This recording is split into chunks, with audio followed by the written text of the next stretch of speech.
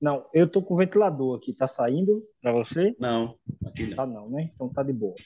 A altura ele tá baixinho aqui, não atrapalha. Cara, muito bem, assim, esse primeiro módulo, né? Essa organização dessa apostila, quem fez fui eu mesmo, assim, porque eu estudei na universidade, fiz 3 semestres e harmonia funcional com o professor Manuel Cabarreto, né? E assim, muito do que eu aprendi na harmonia funcional veio desse convívio, né?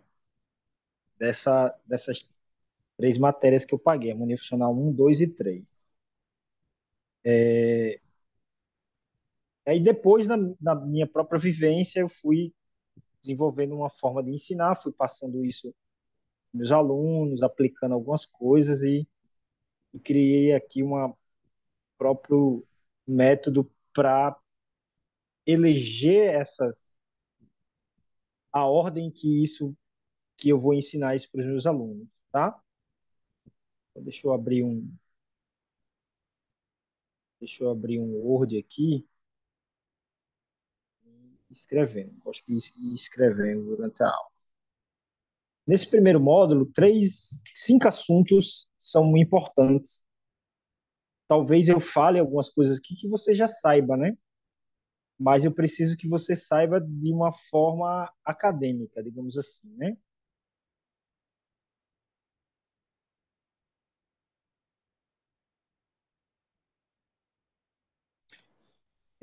Por que eu estou falando de uma forma acadêmica, né? Porque às vezes a gente cria, quando a gente é autodidata, a gente cria uma linguagem que você inventa para você, ou que você cria sei lá, um jeito de tocar, né? Que às vezes não existe, cara, assim, ou pelo menos aquilo só serve para você, ou você não tirou de fonte nenhuma, de livro nenhum, ou de professor nenhum, você criou. Eu lembro de um cara que, vou dar nome aos bois aqui, né? Mas eu lembro de um cara que tocava numa igreja, Assembleia de Deus, e ele era muito, muito fera, assim, muito bom, instrumentista, músico, e ele criou uma linguagem. Eu conversando com ele uma vez, ele falou assim: Ó, oh, René, aqui eu considero a tônica um, a segunda tônica, a terceira tônica, a quarta tônica, a quinta tônica. Eu digo, cara, vai, você tirou isso da onde? Ele disse, não, eu inventei. Eu disse, não, na verdade, academicamente, é para chamar tônica, supertônica, mediante, subdominante, dominante, superdominante, sensível e tônica oitavada. Essa é a linguagem acadêmica. E ele criou uma linguagem que não existe, cara, assim, que serve para ele e tal, entendeu? Então, essa revisão aqui, essa revisão aqui vai nos ajudar nesse sentido, tá? Deixa eu escrever os 5 tópicos aqui, só que isso aqui vai ser com tríade, né? Depois eu explico o que é escala, escala maior e campo harmônico,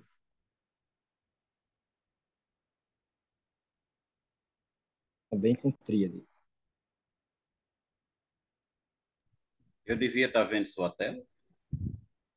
Ah, devia, desculpa, não É. tô, foi mal. Não, mas é assim, tá explícito só, né?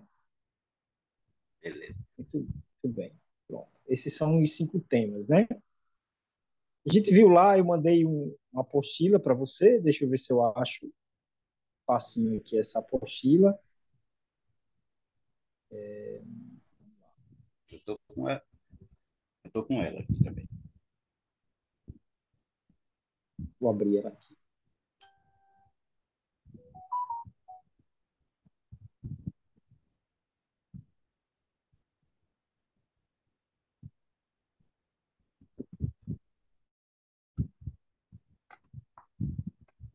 Pronto, eu fui escrevendo isso aí ao longo dos meses, dos anos, né? No começo eu coloquei um pouquinho da minha história, depois você vai lá dar uma olhada, mas essa história já tem que ser mudada, já tem que atualizar esse release aí, né? Tá saindo ainda. Isso vai sair agora. Agora tá saindo. O que significa enarmonia? Enarmonia é o termo usado quando um mesmo som possui mais de um nome. Por exemplo, dó sustenido é igual a ré bemol. Disse, portanto, que essas notas são enarmônicas. Partindo das definições e nomenclaturas da música, podemos nos referir às notas e aos acordes utilizando diversos nomes diferentes para os mesmos sons. Isso é o que se dá significado ao termo enarmonia. Eu não sei se você sabia,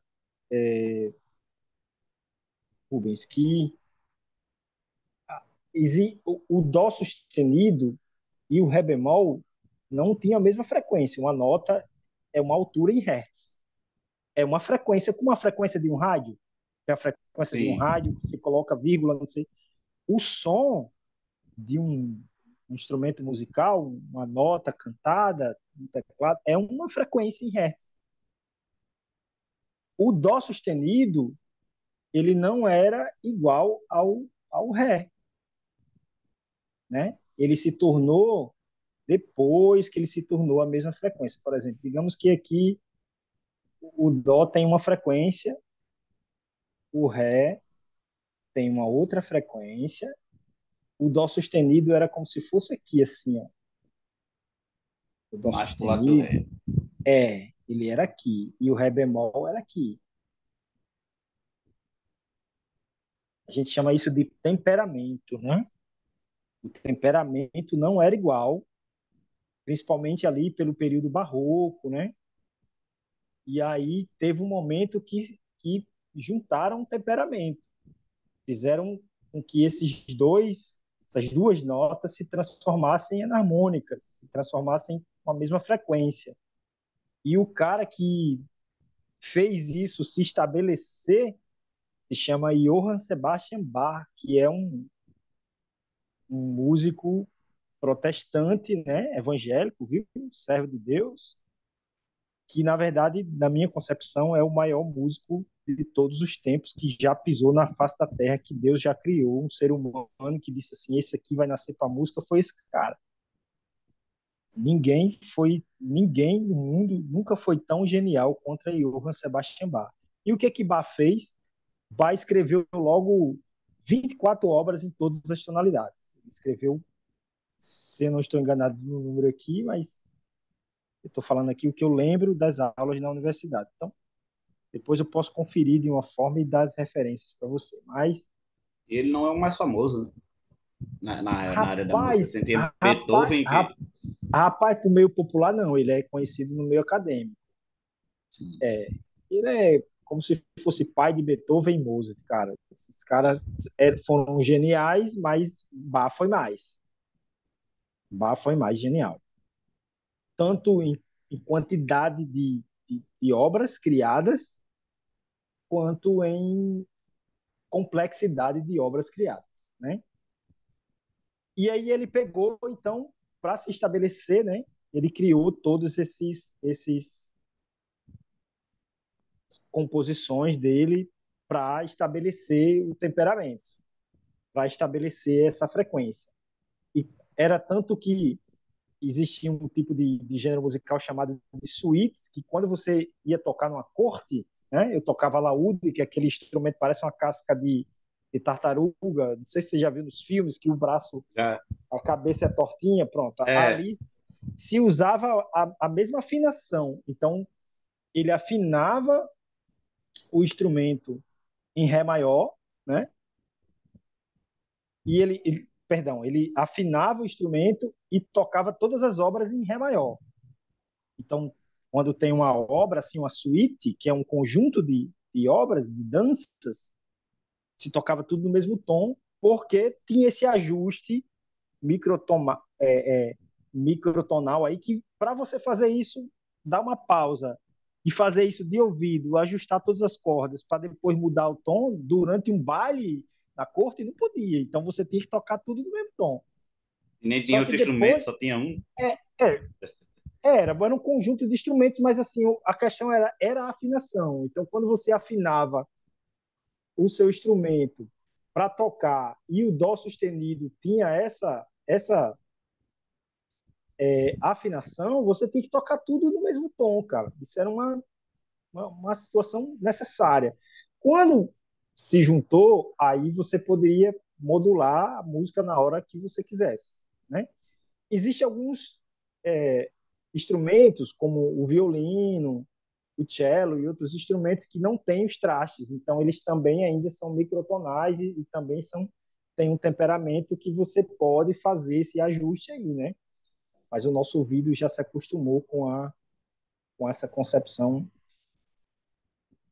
da música tonal, essa música com esse tipo de frequência já aqui no nosso continente, né? Vamos lá. Deixa eu aumentar isso Eu, aqui. eu tinha até uma dúvida aí, professor. Porque, Sim, no caso, tem algumas notas que não tem bemol. Mas é isso mesmo? Por exemplo, dó bemol não existe. existe. Existe, sim. A gente vai tirar essa dúvida aqui. Existe porque existe a escala de dó bemol. Porque você pode ter uma música com um bemol, tá tocando num tom com um bemol, com dois bemóis, com três, com quatro, com cinco, com seis e com sete. Sete bemóis é dó bemol. Agora, a gente não usa no dia a dia.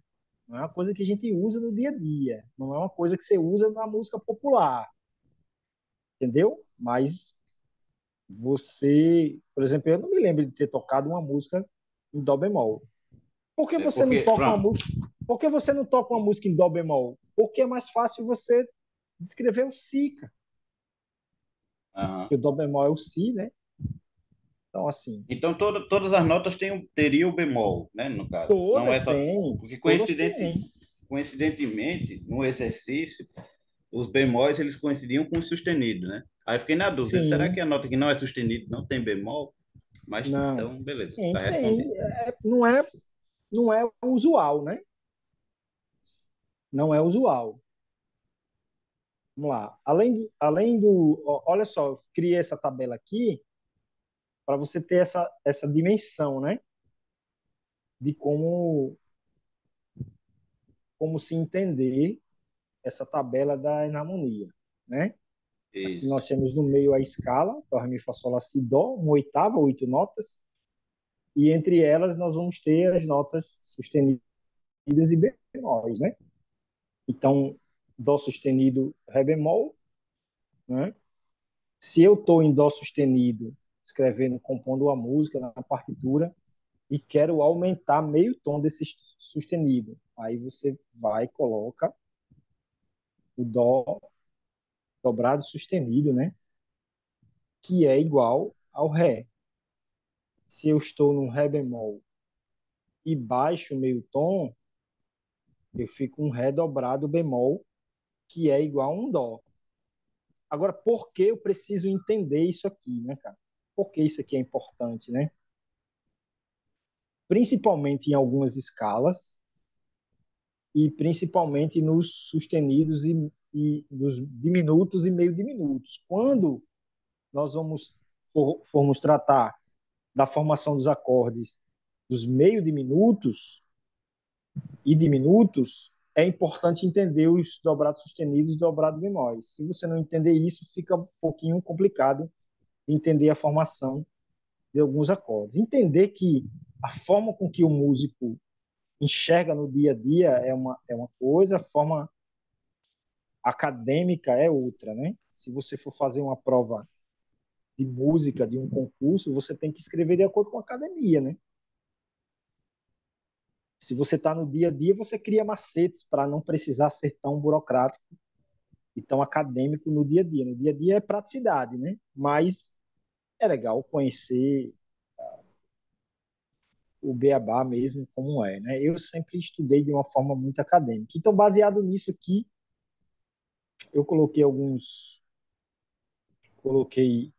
textos aqui, tentei ser o mais específico possível, não vou ler isso para a gente adiantar, já que esse é um assunto que você já fez. Pronto, aí passei esse Eu li exercício aqui. essa parte, eu li. Pronto, aí eu passei um exercício aqui para você distinguir. Isso. Vamos lá. Eu vou fazer só algumas perguntas para a gente seguir. Ré dobrado sustenido é igual a quem? Mi, É Mi, né? Sol dobrado sustenido é igual a quem? lá, Si dobrado bemol é igual a quem? lá, Quem? lá. Lá. Isso. Ó, para você ter uma noção desse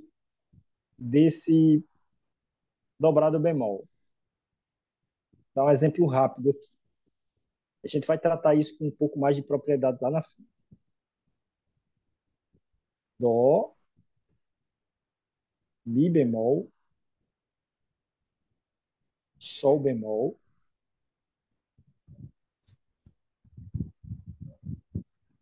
e si dobrado bemol. Se cai numa prova, fale a tônica terça, quinta e sétima de um dó diminuto. Aqui.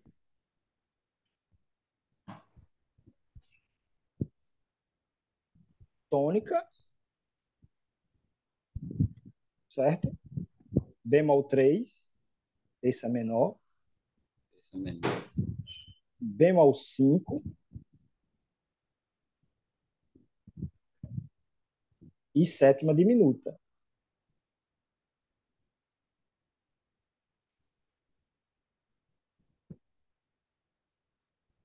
Então, essa é a formação para um acorde diminuto. Só que na prática, nós sabemos que isso aqui é um Ré sustenido,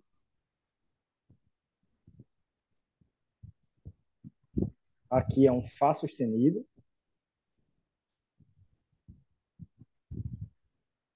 e aqui é um Lá. Então, você vai formar esse acorde para tocar isso na guitarra. Como é que você forma? Forma assim, pô. Pensa Ré sustenido, Fá sustenido, Lá. É. Tá, mas se você vai dar uma aula, aí você dá uma aula academicamente. Se você vai fazer um concurso, vai fazer um concurso academicamente. Então, são coisas distintas. É como você fala lá no trabalho, como você se veste lá no trabalho, como você se veste em casa, cara. Aqui eu tô com short e tal, camisa de casa, mas se eu for trabalhar, eu vou de tênis, calça, crachá do trabalho. São contextos, né, que você tem que se portar Formalidades, né? É. de acordo com o que você, né, que O foi ambiente que você está. o, o que a gente estava discutindo naquele dia lá do, né? Então passei aqui de uma forma direta, claro que eu estou sendo muito menos detalhista aqui porque é um conhecimento que prévio que você já tinha, né, e tal.